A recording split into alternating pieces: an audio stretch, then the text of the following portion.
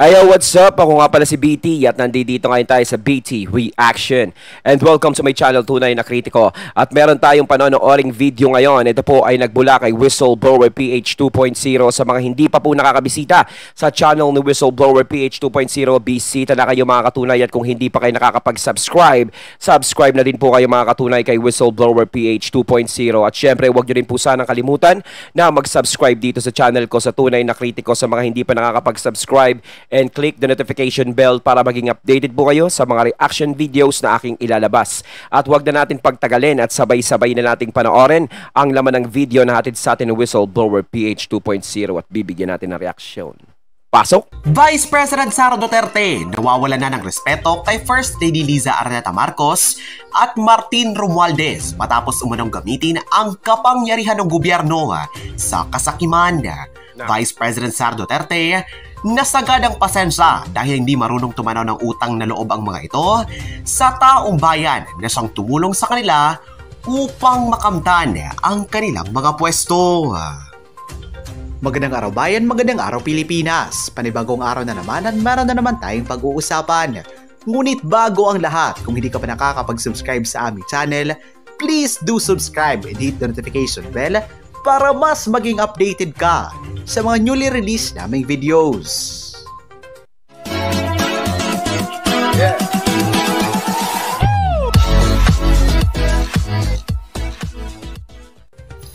Nanlisik ang mga mata ni na First Lady Liza Araneta Marcos at pinsang kapangalan ni Pangulong Bongbong Marcos na si House Speaker Martin Romualdez matapos harap-harapang ipagkita ni Vice President Sara ang kanyang tapang at paninindigan na hindi niya palalampasin ang kalokohan at kasakiman na gagawin ni Numan kahit gaano pa ito kalapit sa Pangulo.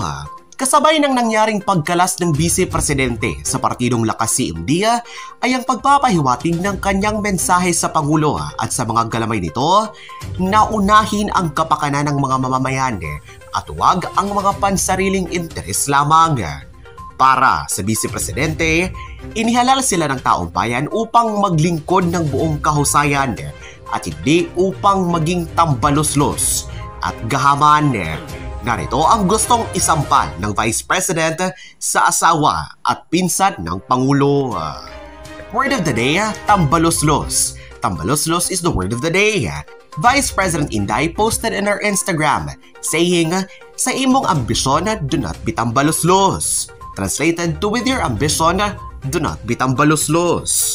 Now, who is Inday Sara referring to as tambaluslos? Who is that person being tambaluslos with ambition? Your guess is as good as mine. But if I guessed it right, that man with a big ambition to become president in 2028, thinking he can do it by political toxicity and power play, that man is hallucinating. And if that man is thinking he can undermine and sabotage Inday Sara through political machinations, he is dreaming. I think Inday is a fair player. She is not a traditional politician or trapo or masters of bakitang tao approach in backstabbing. She is more or less real. What you see is what you get. Unlike many of our politicians today who are mostly greedy tambaluslos. Dagang mga tambaluslos sa atong gobyerno karon, labi na sa House of Representatives, Senate ug samot na sa Malacañang. Maayong tulion ning mga tambaluslos aron magmatngon. Talaga naman na binoto sila ng mga taong bayan, no? Para maglingkod sa mga tao, 'di ba? Hindi yung hindi yung mangarap ka kaagad, no? Yung tipo na pangsariling interest mo lang ang gusto mong gawin sa buhay mo. 'Di ba? Dapat sa panahon ngayon, maaga pa ang eleksyon. Hindi dapat 'yan pinag-uusapan. 'Di ba? Hindi pa dapat 'yan pinaghahandaan yung pagiging kung ikaw gusto mong tumakbong bilang presidente, 'di ba? Si BP Sara nga hindi pumasok sa isip niya 'yan. Unahin yung mga ganyang klaseng bagay. Kaya talagang umalis siya sa Lakas CMD. Dahil ayaw niya nga malink o madikit sa mga issue na 'yon. Dahil ang gusto ni BP Sara is maglingkod muna sa taong bayan. Dahil binoto siya ng mga taong bayan. Siyempre, kumukumpiyansa sa kanya yung mga tao na talagang gagawin niya yung trabaho niya. Pero yung iba, no, ang ginagawa nila is pangsariling kapakanan. Naluklok sila sa pwesto, pero Ang gusto nilang mangyari, ang pinag-iisipan nila ngayon, yung mas mataas pa. Tinatrabaho na nila yung mga nagiging tinik sa lalamunan nila. 'Di ba? Imbis na magtrabaho sila para sa mga tao, nagtatrabaho sila para sa mga sarili nila.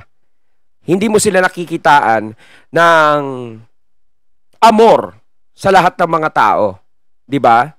Dapat magtrabaho muna kasi 2028 pa yung election. Napakalayo pa niyan. No, hindi pa dapat pinaghahandaan yung mga ganyang bagay. May take on why Inday Sara quit lakas CMD. President Bongbong Marcos is barely 11 months in office, but his team is said to be in the thick of succession plan already on who will run for president in 2028. Rumors has it that House Speaker Ferdinand Martin Romualdez, who is the chair of Lakas CMD, is now being groomed to be the next president of Philippines by 2028. Regardless if the rumors are true or not, it sounds disgusting for Marcoses and Romualdezes to think politics this early. They are supposed to fix this country and serve the people first. It's not far-fetched that House Speaker Martin Romualdez is actually building a war chest for 2028 presidential election. There were news articles before that said most of the appointees in Bureau of Customs and BIR are these people. Also, there is already a concentration of government power to one family in the hands of the two cousins, President Ferdinand Romualdez Marcos and House Speaker Ferdinand Martin Romualdez, an alarming scene. Add the First Lady Liza Araneta in the equation, and you have the three people in one family actively dictating and influencing the government business to their whims and caprices. Imagine this, the House of Representatives approved the yearly 5 trillion pesos government budget under House Speaker Martin Romualdez, and the one who signs budget into law is PBBM, the cousin of the House Speaker. Then, Liza Araneta, cabinet appointees spend them. That's total control. In that scene, most politicians will be at the mercy of the cousins in the next 5 years. One approves the budget and the other one spends it. Any politician who dares oppose or criticize them will be made to suffer of having low or no budget at all. Of course, it is unfair to accuse the cousins President BBM and Speaker Martin Romualdez of plotting to hold on to power perpetually without solid proof. But they are not blameless either. Marcos and Romualdez collective actions in the past 11 months were more focused in making alliances and solidifying their political base rather than serving the interest of the Filipino people. Their lack of delicadeza of controlling both executive and legislative convey more of being greedy and power-hungry than being public servant.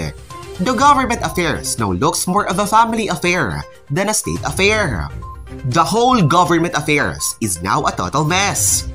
The welfare of the Filipinos are put onto the backseat. The statement of Inday Sara is just timely. The last two paragraphs of her statement are loaded and heavy. She expressed her disgust towards political toxicity and political power play among leaders. She asked her fellow leaders to focus on work that must be done for the country instead. The mainstream media may downplay Sara's statements, but her bold statement is most likely directed towards Lakas CMD Chair Martin Romualdez and indirectly to PBBM and his minions. Sara wants them to act as true leaders of this country and serve the people. Tama naman yun eh. Umalis lang si BP Sara dahil masyado na nagiging toxic yung mga nangyayari. Hindi na maganda yung nangyayari. Dapat mag-serve muna sila sa mga tao. Hindi yung mga ganyan kung ano-ano ang mga pinag-uusapan. Yun nga sinasabi ko is napakalayo pa ng eleksyon para pag-usapan o paghandaan yung mga ganyang bagay. Diyan mo kasi nakikita yung mga tao na iniisip lang nila yung pang sarili nilang kapakanan. Kasi kung ikaw, hindi mo iniisip ang sarili mong kapakanan, ang iniisip mo talaga ay yung mga taong bayan, ang utak mo magiging utak ni BP Sara na hindi niya muna iniintindi yung mga ganyang bagay. Dahil ang importante sa kanya is makapaglingkod kaysa yung ambisyon. Kasi nakikita natin ngayon parang marami agad o naghahangad ng ambisyon ngayon. Gusto nila na mapunta sa mataas na pwesto. Hinalal sila ng tao, pinagkatiwalaan sila ng tao para maglingkod. Dapat inuuna nyo muna yung kapakanan ng taong bayan. PBBM needs to be reminded he owed to Sara Duterte and the Filipino people his presidency. He needs to show leadership and not allow his wife and cousins meddle with his solemn and sacred duty to the Filipino people. The Lady Eagle from the South will not just sit and watch a sleeping kuting from the North and his cousins mess up this country for some selfish political ambition. Get to work, guys! Keep your dirty little hands from the government's cookie jar. We owe it to the people. This could be what Inday Sara is saying. It feels good to see Inday Sara slowly flexing her muscles and get ready to stand up for what is right. She was the choice of the people to be the president in the first place. The millions of DDS who are now disgusted of PBBM being weak remain solid. Ayon, at ating natungayan ang video na nagbula kay Whistleblower PH 2.0. Ayan, kaya napakaganda ng ni BP Sara. Talagang kung siya magiging presidente, kung tutuusin, hindi nakakapagsisi. No?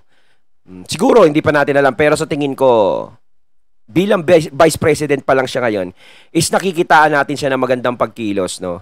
Talagang importante sa kanya yung kapakanan ng mga tao at kung ano yung trabaho niya, kung magagampanan niya. At kung ano yung trabaho niya na ginagampanan niya ngayon. 'Di ba? Yan ang importante. Sinasantabi niya muna yung mga ganyang klaseng bagay kahit marami nagtutulak sa kanya bilang presidente. Ngayon, yung mga naiinggit sa kanya na nagiging iniisip siyang tinik sa lalamunan, kahit siya umalis dyan sa lakas, kahit na mag-iba pa siya ng kahit na ano, kahit bumukod siya o magsolo, malakas pa rin si BP Sara sa 2028 kung talagang tatakbo siya bilang presidente. Ayaw mga katunay, ano masasabi niyo tungkol dito? So once again, I'm BT and I'm out. Peace.